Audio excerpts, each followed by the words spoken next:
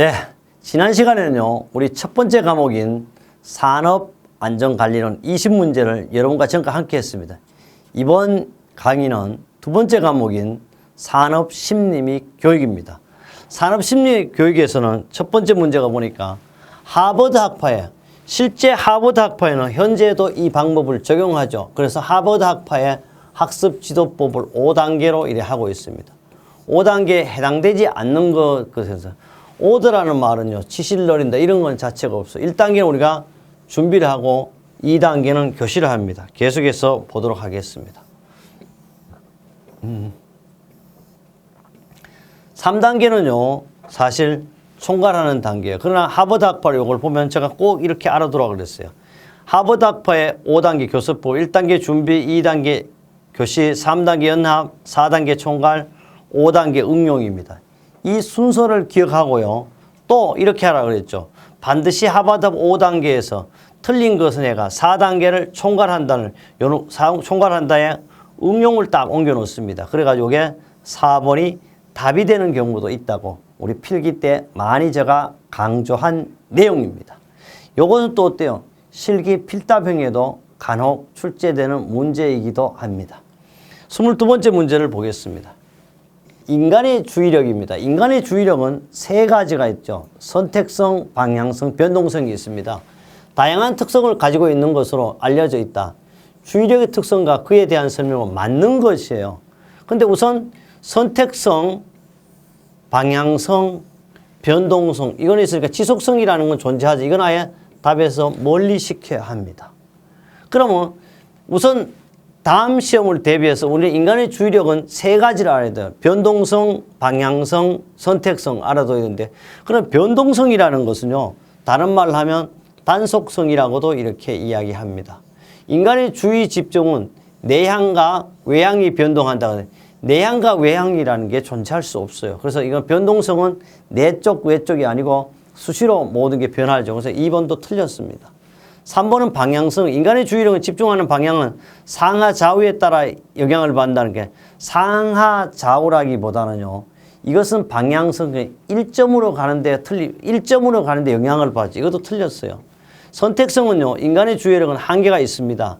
여러 작업에 대해 선택적으로 배우는데 오로지 하나만 할 수 없고 내가 눈으로 볼 때도 배분해서 내가 선택할 수밖에 없어. 그래서 이것이 선택성이 유일하게 맞는 말이고요.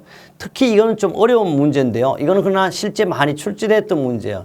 선택성이란 사람 한 번에 여러 종류의 작업을 자각하거나 수용하지 못하면 소수의 특정한 것으로 한정해서 선택한다. 그래서 소수에 대해서 한정한다. 그래서 4번이 맞고요.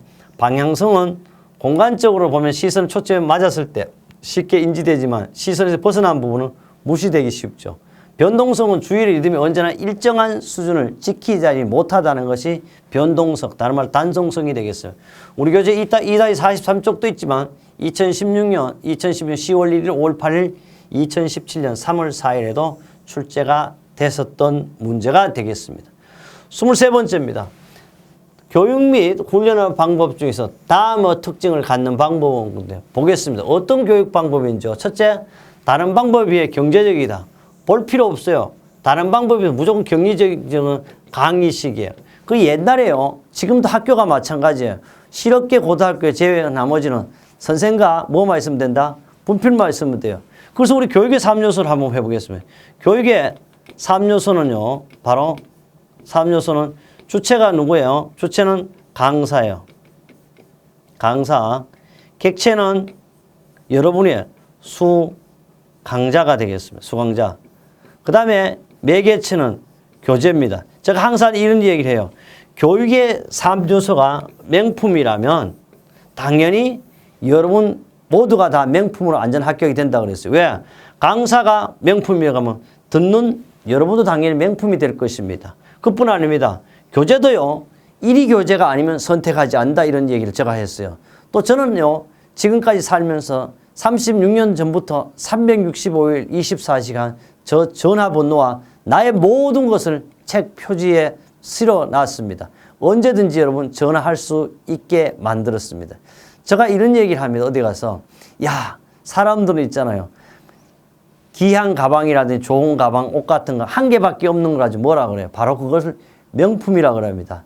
저는 여러분한테 명품뿐만 아니고 세계 유일밖에 하나밖에 없는 여러분 뭐야? 한정품입니다. 여러분 저의 강의 듣는 분은 세계에서 하나밖에 없는 정말 귀한 명품을 떠나서 한정품이야. 한정품이 돼야 고귀하고 값이 비쌉니다.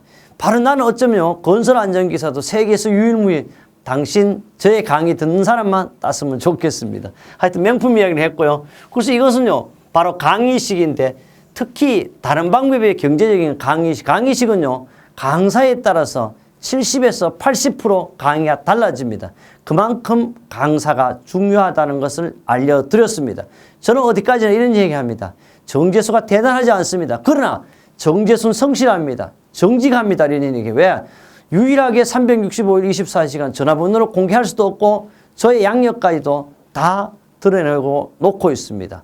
또 혼을 바쳐 강의하겠다 그런 얘기했습니다. 제가 박사, 안전 쪽의 박사지 만물 박사는 아닙니다. 그러나 특히 강의할 때도 열심히 공부해가지고 여러분이 이번 시험에 합격할 수 있도록 강의하고 있습니다. 그래서 여러분과 제가 마음이 통하는 것도 뭐다? 소통이 되고 있습니다.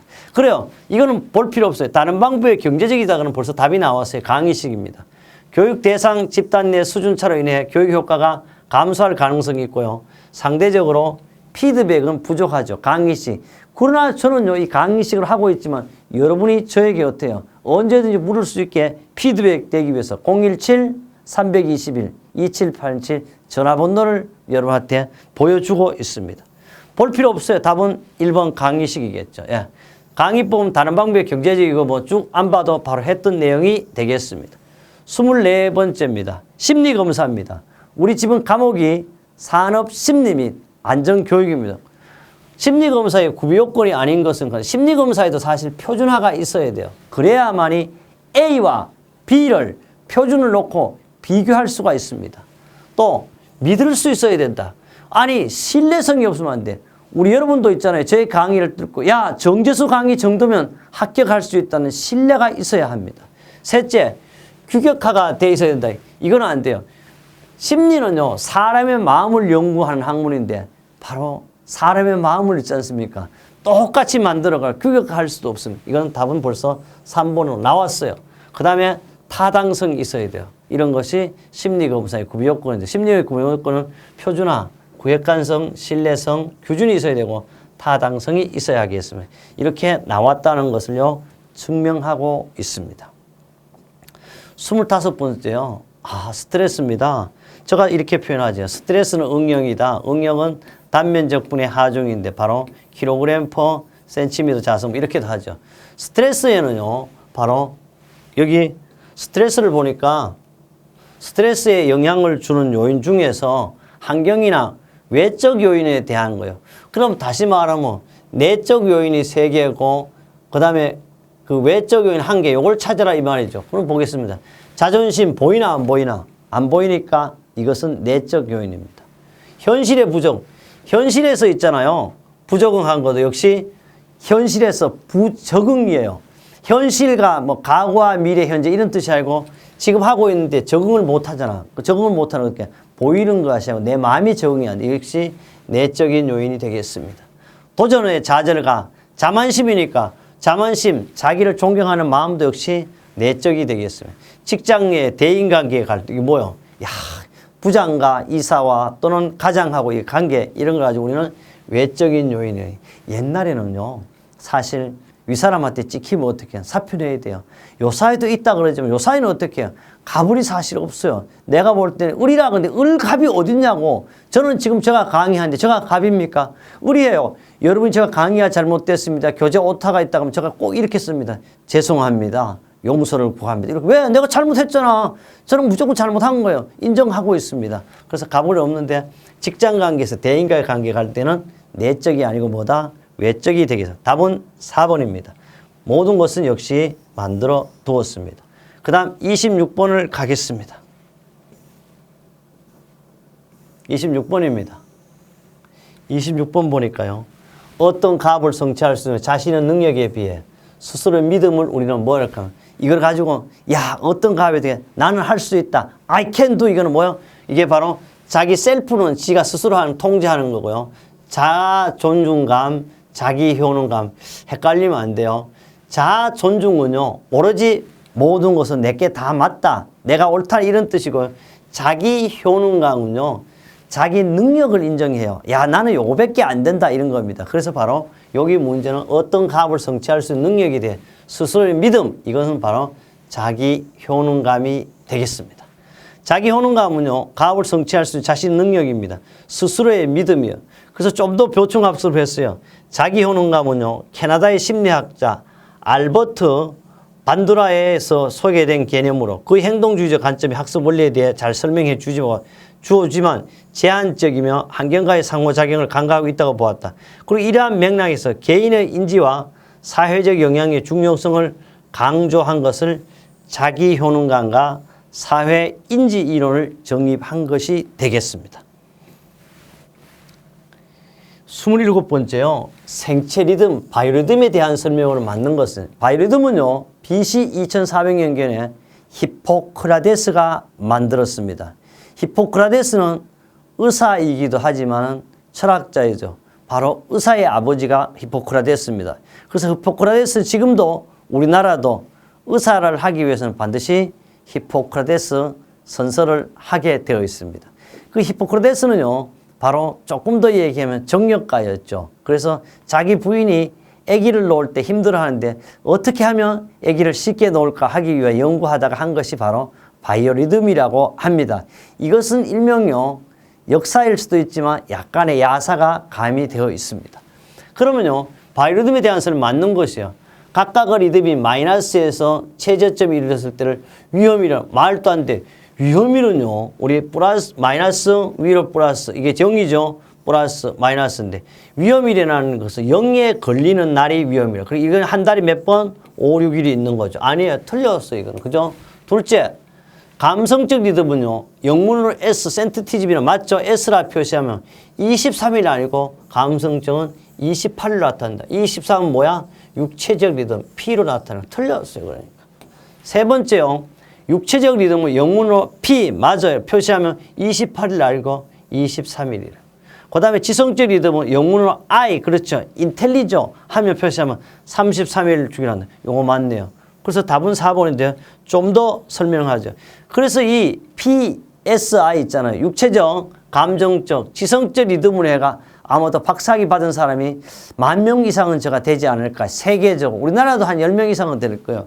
그래서 P는 육체적 리듬은요, 청색으로 나타내요. 이거는 사실 남성을 상징하고 있어요. 청색은. 그 다음에 감성적 리듬 S는 그 여성 적색입니다. 근데 네이버에도요, 여기 맞지가 않더라고요. 어쨌든 이거는 틀림없이 학문적으로 맞는 겁니다. 네이버도 잘못돼요. 지성적은 I, 녹색으로 되어 있어요. 위험이는요, 점이나 하트형 크롭을 하는데 한 달에 한 1년에 5, 6일이 있습니다. 그래서 23일 나타내고 육체적은 감성적 28, 지성적은 33일입니다.